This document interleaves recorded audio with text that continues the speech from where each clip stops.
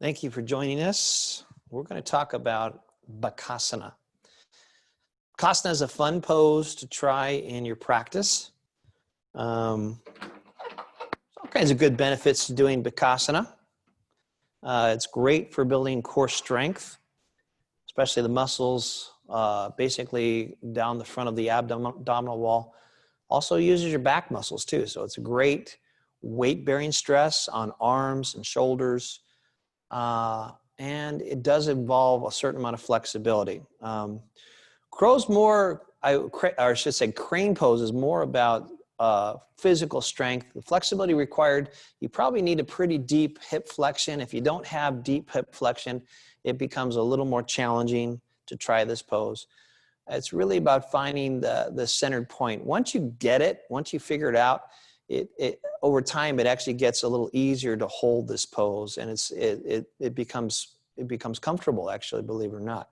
At first, getting into it seems like, wow, how do I even get there?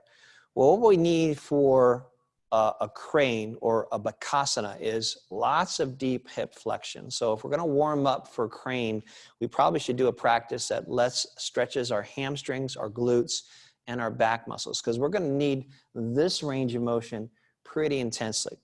We also need to perfect our Chaturanga Dandasana. That is that push-up that we do a lot of in our vinyasa classes. And if those are hard for you, if the push-ups are difficult, then I would say we probably need to get better at that range of motion with our tricep, our bicep, stabilizing our elbow and our shoulder. We also have to get stronger in our shoulder joint area with our deltoids, our pectoral major muscles, and our scapula muscles, because we're going to be using all of that to stabilize our shoulder here. A more difficult crow or crane pose would be the elbows are much straighter. A more basic one, the elbows are more bent. Now, elbows more bent was the one I'm going to offer today. She may explore a little straighter elbow. We'll just see how it looks. But let's just start with the basic setup. So let's come into a squat position.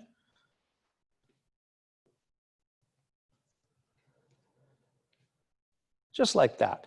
And if we can't do this pose, there is ways to get into it that we don't need to do this pose, but this is a nice precursor. I'm sure you've been to plenty of classes where this is the pose we did first before we offered Bakasana or crane. Some people call it a crow pose. That's why I keep going back and forth between the two. So we'll call it the crane. But what we want for this pose is, before we get into it, we want to be able to move the knee high up on the arm. So I'm going to have Freda come up on her hands and knees, and she's actually going to come into pretty straight knees, actually. She's going to come into what looks like a modified downward facing dog. Come all the way up. And walk her feet a little closer to her hands. Go in nice and close. There you go. So from here, we're going to let her elbows bend, kind of like that push-up, and we're going to place those knees high up on the arm. Don't come into the full pose yet.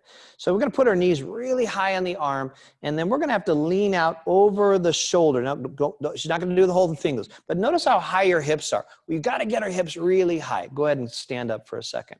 So what we want to do to get those hips high is we want to tighten these muscles here, all these stomach muscles, all of our pelvic muscles engage. A good one for Mula Bandha, those of you that want the pelvic floor engagement, this is a good one for that. And we want, of course, our back muscles working as well.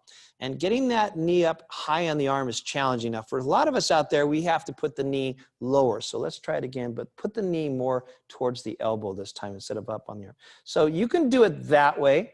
You're going to need to bend the elbow much deeper to do this. So you see how deep she has to be able to even get towards balance. Okay, go ahead and stand back up. Thank you. I don't want to wear her out. This is a pretty challenging little thing we're doing here. So you can do it that way. And that, for a lot of beginners, that's an easier way to try this pose. But again, you have to bend your elbows pretty deeply to do that. So if you can get the knee higher, you can keep the arm a little straighter.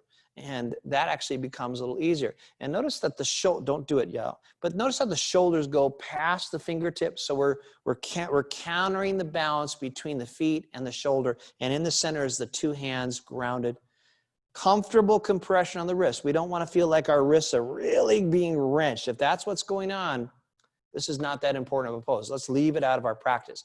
If you can do it comfortably, your wrists feel comfortable, then this is a fun pose to try, and it's got a lot of great strengthening benefits to it.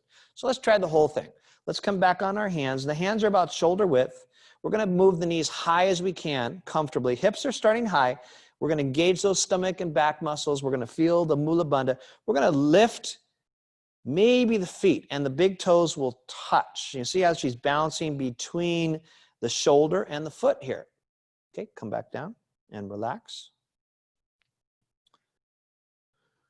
That's Bakasana right there. And as you get better at the posture and you're more comfortable, the elbows might even get a little straighter with time. But you notice how Freda has to have that strong chaturanga bend of the elbow. Her chest muscles are strong, stabilizing her. Her shoulders, her arm muscles are strong. So there are parts you can try. You don't have to take the feet off the floor like Freda just did. You can keep the feet on the floor and mimic the shape, and you'll still be doing great work for your upper body and creating the foundation for this pose someday to maybe try it. Let's try it one more time.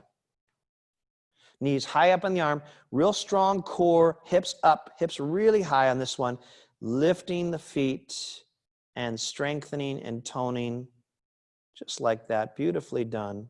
Touching the big toe if that's comfortable. That's Bakasana, everybody. Thank you so much. Namaste, yogis. Thank you.